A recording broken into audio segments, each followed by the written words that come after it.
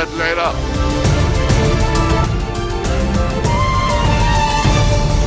Good afternoon on this October 25th. I'm Yumna Naufal. Today's headlines.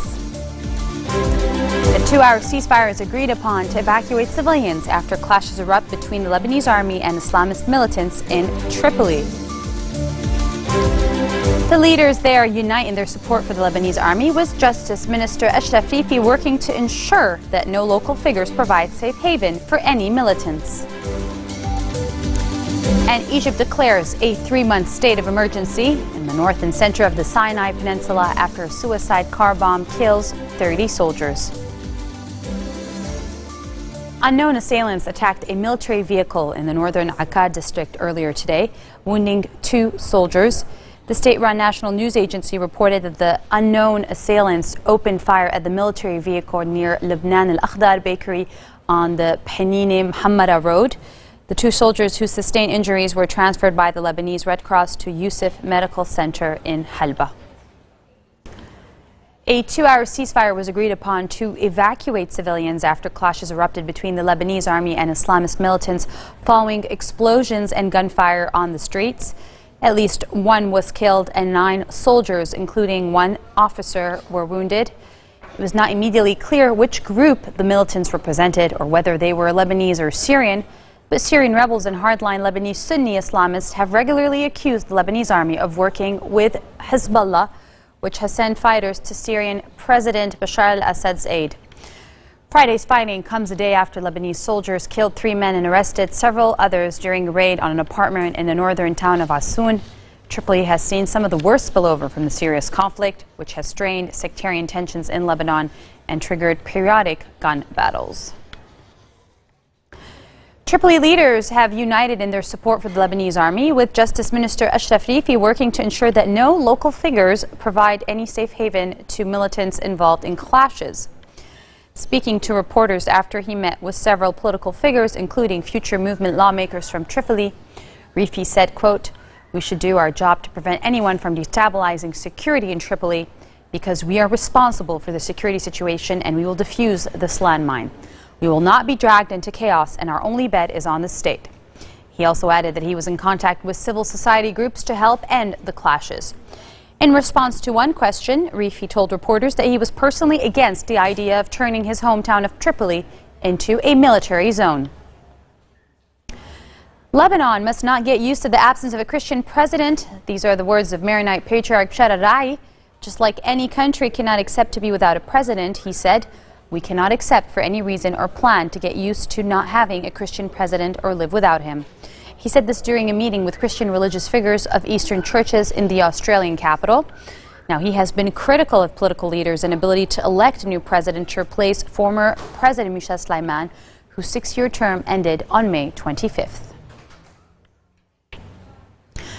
Lebanon is planning a $1 billion economic stimulus package for 2015 to maintain growth and support an economy hit by a more than 3-year-old conflict in neighboring Syria, according to the central bank's governor.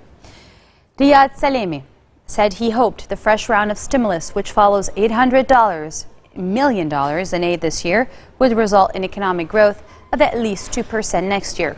The IMF in May forecast Lebanon's economy to grow by 2%. Speaking at the Middle East Investment Summit, he described Lebanon's financial situation as solid, pointing to foreign reserves he said had reached a historic high of over $38 billion, while gold reserves were at $13 billion. The stimulus packages have comprised low borrowing rates for housing and new projects, including renewable energy, and extended loan terms for small and medium-sized businesses. Egypt declares a 3-month state of emergency effective today, but to the north and center of the Sinai Peninsula after a suicide car bomb killed 30 soldiers. The bombing was carried out by a suspected jihadist who rammed a checkpoint with his explosives-packed vehicle. The emergency measures were announced by the presidency in the wake of the deadliest attack on the security forces since the army deposed Islamist President Mohammed Morsi last year. The decision was also taken to close the Rafah crossing into the Gaza Strip, the only route into the Palestinian territory not controlled by Israel. Jihadists in the peninsula have killed scores of policemen and soldiers since Morsi's overthrow to avenge a bloody police crackdown on his supporters. Fighting between Shia rebels and Sunni tribesmen allied to al-Qaeda has left dozens dead in central Yemen yet again in an attack. Also, suspected U.S. drone strike has killed 10 jihadists. The rebels, known as Houthis, have been facing fierce resistance from al-Qaeda fighters and tribesmen as they seek to expand their areas of control after seizing the capital Sana'a and the Red Sea port city of Hodeidah. Clashes broke out on Friday evening when Houthi fighters trying to wrest control of the mountains around the central town in Baida province met resistance from the Sunni militias. Coming up next, Iran executes a 26-year-old woman for the murder of a former intelligence official after he allegedly sexually assaulted her. Stay with us.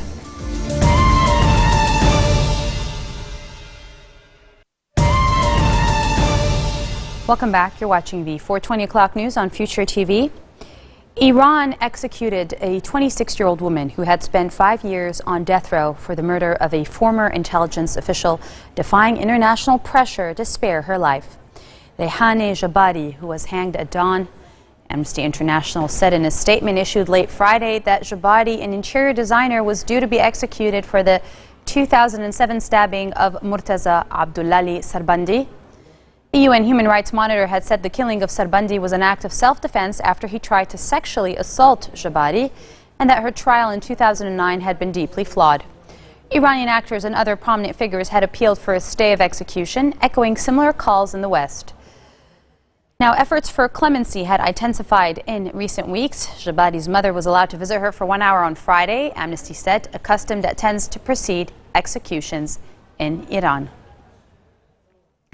2 people were dead after an attack at a high school in the U.S. town of Marysville, north of Seattle, took place.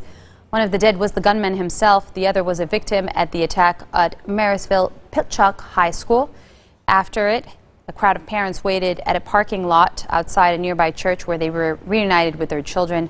4 people were also injured in the shooting, 3 of whom were taken to a hospital in Providence for treatment, and 1 has already been released after receiving treatment. Now, it added that the lone gunman died of a self-inflicted gunshot wound. The students in the school cafeteria who witnessed the scenes said the gunman stared at his victims as he shot them. The shooter was at a student at school 30 miles north of Seattle, but police could not provide any information on his motive. The nurse who caught Ebola while caring for a patient diagnosed in Dallas, Texas, was released from a hospital free of the virus and met with President Barack Obama at the White House. Nurse Nina Pham said she felt fortunate and blessed to be leaving the National Institutes of Health's hospital outside Washington. Meanwhile, officials in New York tamped down fears after a doctor was diagnosed with Ebola. Dr. Craig Spencer remained in stable condition while isolated in Bellevue Hospital, a designated Ebola treatment center. Health officials have repeatedly given assurances that the disease is spread only by direct contact with bodily fluids such as saliva, blood, vomit, and feces, and that the dried virus survives on surfaces for only a matter of hours. Google's Vice President Ellen Eustace jumped from the stratosphere, breaking Felix Baumgartner's world record performed over New Mexico. Eustace was lifted up about 41,000 meters high, an enormous balloon, while wearing a specifically designed pressurized spacesuit. He remained in a free fall for approximately 4.5 minutes before landing safely near 70 miles from his launch point, setting a world record for the highest skydive and breaking the sound barrier in the process. Eustace landed safely on the ground just 15 minutes after he was lifted into the air.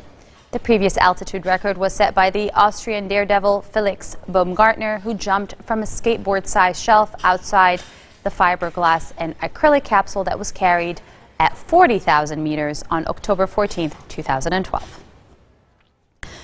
U.S. Secretary of State John Kerry met with Sir Elton John at the State Department in Washington to discuss the U.S. President's emergency plan for AIDS relief and the work of the Elton John's AIDS Foundation. John founded the Elton John AIDS Foundation in the U.S. in 1992 and in the U.K. in 1993. It's my enormous pleasure to welcome Sir Elton John here to the State Department. So it's my pleasure today to be able to announce a $7 million partnership between PEPFAR and the Elton John Foundation, which will help bring additional assistance to people and help us meet this goal of an AIDS-free generation. Here in the Obama administration's loud voice that everyone in the world we should be living in an AIDS-free world, and that people, no matter who they love, who they are, should have a right to be AIDS-free. To be able to combine with PEPFAR from our foundation's point of view is a dream come true. World-renowned pianist Lang Lang performed at the United Nations during a special concert celebrating the 69th anniversary of the establishment of the world body. The concert was held on the iconic stage of the UN General Assembly Hall. Hailed by some as among the world's finest, Lang's success has inspired millions of Chinese youngsters to take up classical piano, dubbed the Lang Lang effect. The musical toast to the United Nations also included a special appearance by Sting, performing his hit Fragile with Lang on piano accompaniment. I leave you to it.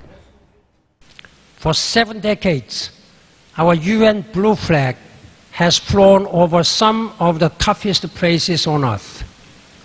It is the flag I saw as a young child when my own country, Korea, was ravaged by Korean War. It gave me hope. The United Nations was a beacon of hope to me and to all the Korean people. And we were able to survive only with the United Nations' help. I'm very much humbled. Even these days, whenever I travel around the world, many people around the world, they see United Nations.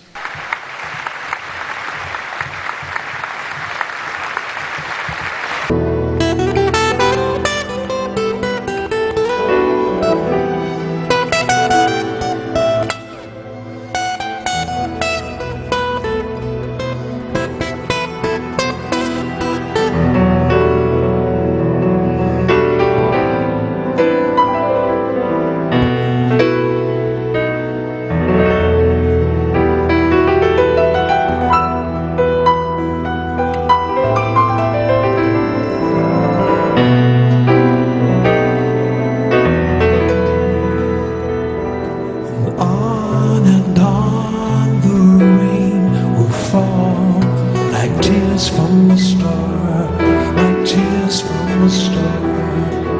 On and on the rain will say how fragile we are, how fragile we are, how fragile we are, how fragile we are.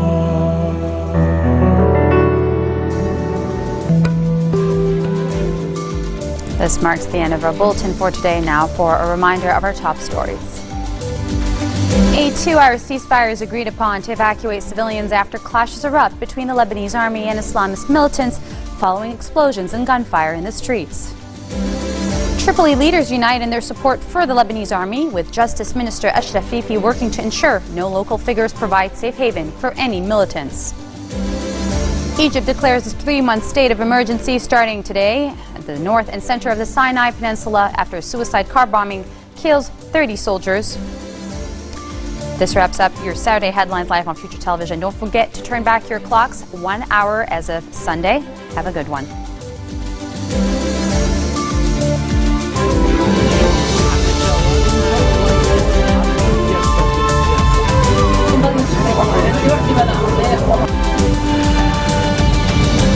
لن نكون على رأس تجربة مماثلة لتجربة العراق.